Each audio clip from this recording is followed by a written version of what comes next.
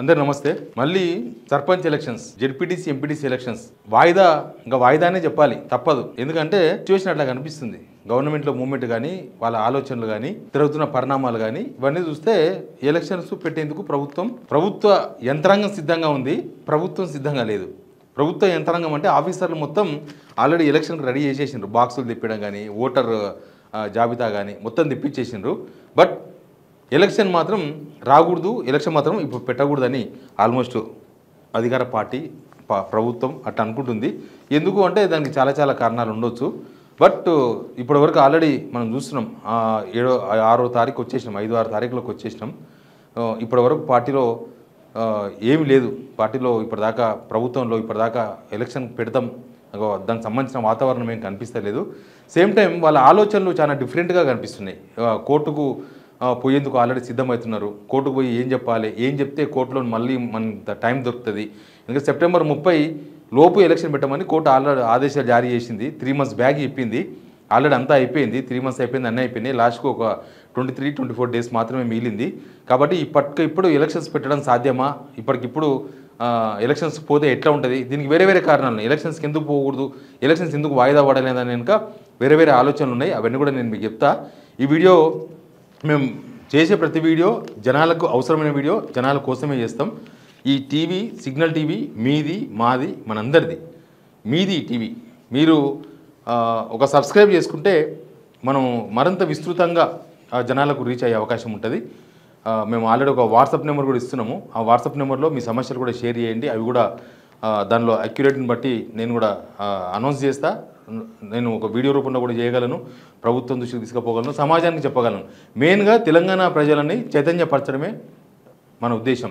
తెలంగాణ ప్రజలకు అన్ని విషయాలు తెలవాలి అనే ఉద్దేశంతోనే, అంత సమాచారం అంతా తెలిసి ఉండాలనే ఉద్దేశంతోనే వీడియోలు చేస్తున్నాం. కాబట్టి సబ్స్క్రైబ్ చేయండి, వీడియో షేర్ కూడా చేయండి. ఇక సబ్జెక్ట్లో పోతే వాయిదా వేయాలని మాత్రం ప్రభుత్వం డిసైడ్ అయింది. అది బయటికి చెప్పడం ఒకటే తర్వాయి.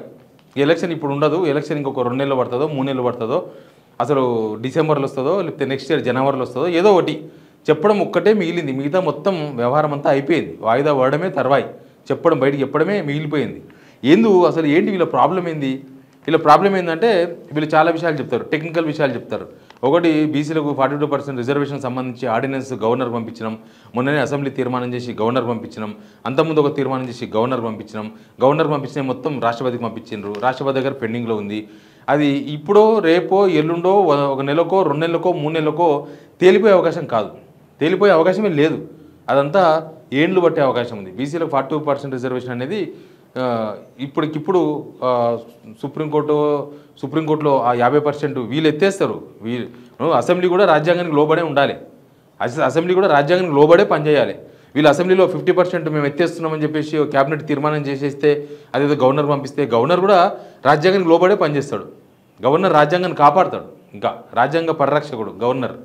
అట్లాంటి గవర్నరు సుప్రీంకోర్టు చెప్పిన 50% కాదని ఆయన దానికి ఆమోదం తెలిపే అవకాశాలు లేవు. ఒకవేళ ఆమోదం తెలిపేది ఉంటే గతంలోనే ఆమోదం తెలిపేవాడు. ఒక 2 months బ్యాకే వీళ్ళు పంపించినప్పుడే ఆమోదం తెలిపేవాడు.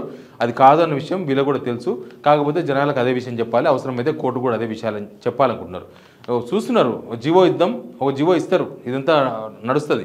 ఓ జీవో ఇస్తారేమో బహుశా ఈ నిమజ్జనం అయిపోయిన తర్వాత 9వ తారీఖు 10వ తారీఖు ఒక జీవో ఇస్తారు, రిజర్వేషన్స్ పెంచుతూ. లేకపోతే స్థానిక సంస్థల ఎలక్షన్లో బీసీలకు 42%, తర్వాత ఎస్సీలకు ఎస్టీలకు ఎంత పర్సెంటేజ్ ఉన్నాయో అవన్నీ కలిపి 10-15% వాళ్ళకి అవన్నీ కలిపి ఇచ్చేస్తారు. కానీ దాని తర్వాత జరిగే పరిణామాల మీద కూడా వీళ్ళకి ఐడియా ఉంది. ఎందుకంటే అడ్వకేట్ జనరల్ లక్షల జీతాలు, లక్షల డబ్బులు ఇచ్చే అడ్వకేట్స్ అంతా గవర్నమెంట్తోనే ఉంటారు. గవర్నమెంట్ సోర్సెస్ ఉన్నాయి.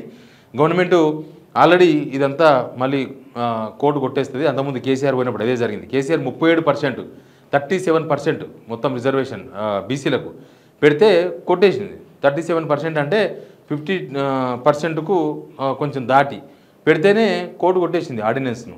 కాబట్టి ఇప్పుడు అదే జరుగుతుంది, అంతకు మించి ఏం జరగదు అనే విషయం క్లారిటీ ఉంది. బట్ కోర్టుకు ఒక విషయం చెప్పాలి. ఏం చెప్పాలి?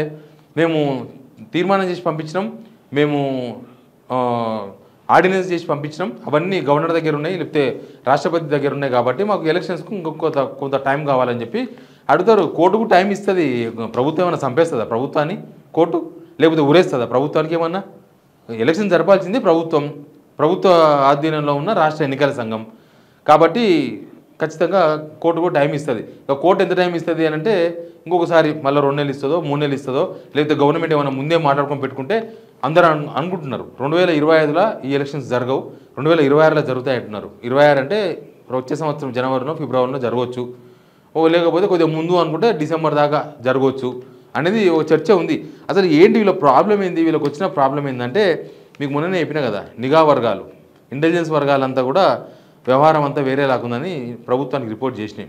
అది ఇప్పటికప్పుడు వాతావరణం చేంజ్ అయ్యే అవకాశం కనిపిస్తలేదు.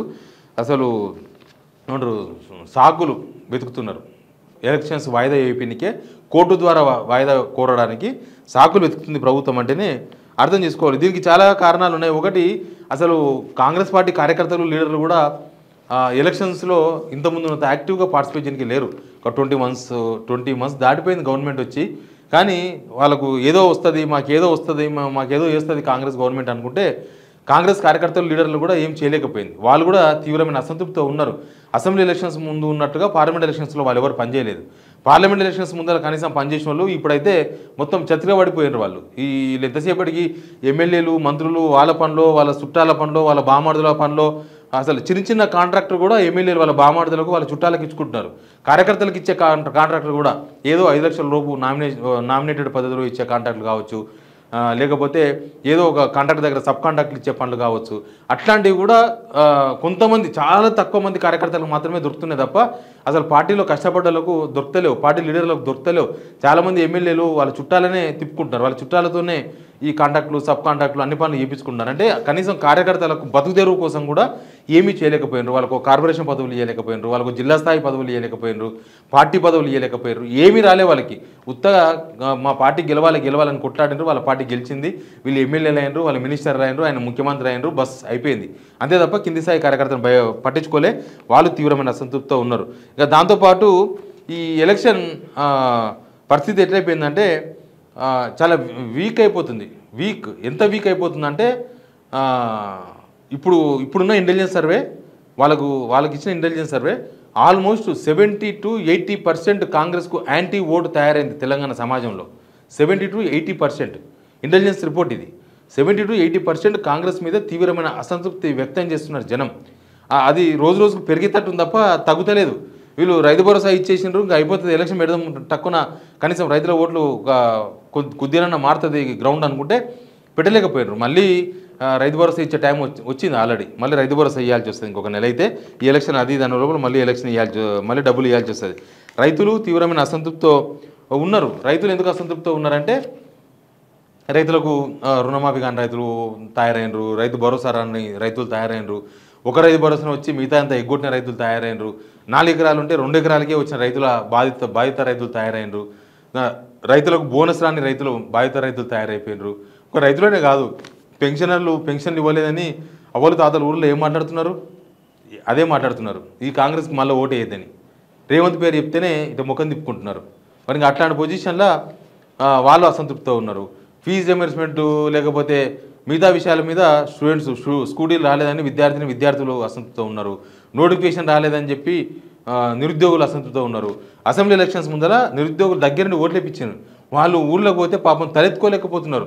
మేము ఓట్లు ఇప్పించినాం కానీ మమ్మల్ని మోసం చేసింది కాంగ్రెస్ అని ప్రచారం చేస్తున్నారు. ఇప్పుడు వాళ్ళు పరిస్థితులు అట్లే ఉన్నాయి. 2025లో ఇప్పటి వరకు ఈ 8 నెలలు 9 నెలలు 9వ నెలకు వచ్చినాం, ఒక్క జాబ్కు నోటిఫికేషన్ ఇవ్వలే, ఒక్క నోటిఫికేషన్ కూడా రాలేదు నిరుద్యోగులకి.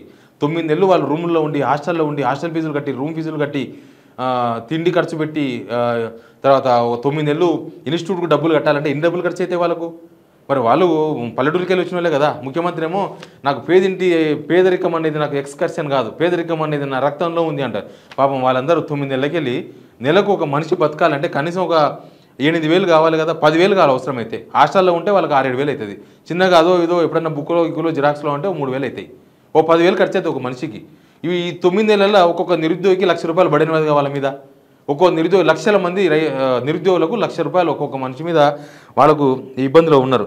ఇట్లా వికలాంగులు పెంచలేదు, మొన్నటిదాకా కొట్లాడుతున్నారు వికలాంగులు. తక్కువ మంది వికలాంగులు మొత్తం 5 లక్షల మందో 5 లక్షల చిల్లర ఉంటారు. వాళ్ళకు కూడా పెన్షన్ పెంచలేకపోయింది గవర్నమెంట్. వాళ్ళకి ఇచ్చిన హామీ నిలబెట్టుకోలేకపోయింది. అట్లా పెన్షనర్స్, ప్రభుత్వ ఉద్యోగులు, ప్రైవేట్ ఉద్యోగులు అన్ని ధరలు పెరిగిపోయి ప్రైవేట్ ఉద్యోగులు కూడా బతకడం కష్టంగా మారింది. అట్లాంటి వాళ్ళు అట్లే తయారైపోయినరు. ఇట్లా క్షేత్రస్థాయిలో ఎక్కడ చూసినా కూడా ఏం లేదు. ఒక పక్క బీఆర్ఎస్ యూరియా కాడ పోతే ఏం మాట్లాడుతున్నారు, కేసీఆర్ ఉండగానే బాగుండే, కేసీఆర్ ఉన్నాక మాకు కష్టాలు లేకుండే, 10 సంవత్సరాలు ఆటో డ్రైవర్కి పైసలు ఇస్తే ఆటో డ్రైవరే వచ్చి ఇంటికాడ పడేసిపోతుండే యూరియా సంచులు. ఇప్పుడు మేము రోజు యూరియా లైన్ వాడాల్సి వస్తుంది. తెల్లవారుదామని వచ్చినాం రాత్రి అవుతుంది. ఇదే కదా నడుస్తున్నది. చెప్పుల లైన్లు, పాస్బుక్ల లైన్లు, రాళ్ళ లైన్లు కనిపిస్తున్నాయి మనకు. మరి ఇట్లాంటి సందర్భంలో ఎలక్షన్స్ పోతుందా ప్రభుత్వం? ఎలక్షన్స్ పోతే ఏమవుతుందో రేవంత్ రెడ్డి తెలియదా? కాబట్టి ఇప్పుడు ఎలక్షన్స్ను వాయిదా వేయాలని ఆల్మోస్ట్ డిసైడ్ అయిపోయింది. ఇక ఈ సంవత్సరం ఉంటాయా ఉండదా అనేది కూడా పెద్ద అనుమానమే. వచ్చే సంవత్సరమే ఎలక్షన్స్ జరుగుతాయని కొంతమంది లోపల మాట్లాడుతున్నారు. కాబట్టి ఆశావాహులు గమనించవాలను, జనం కూడా గమనించవాలను. Anyway, please subscribe Signal TV.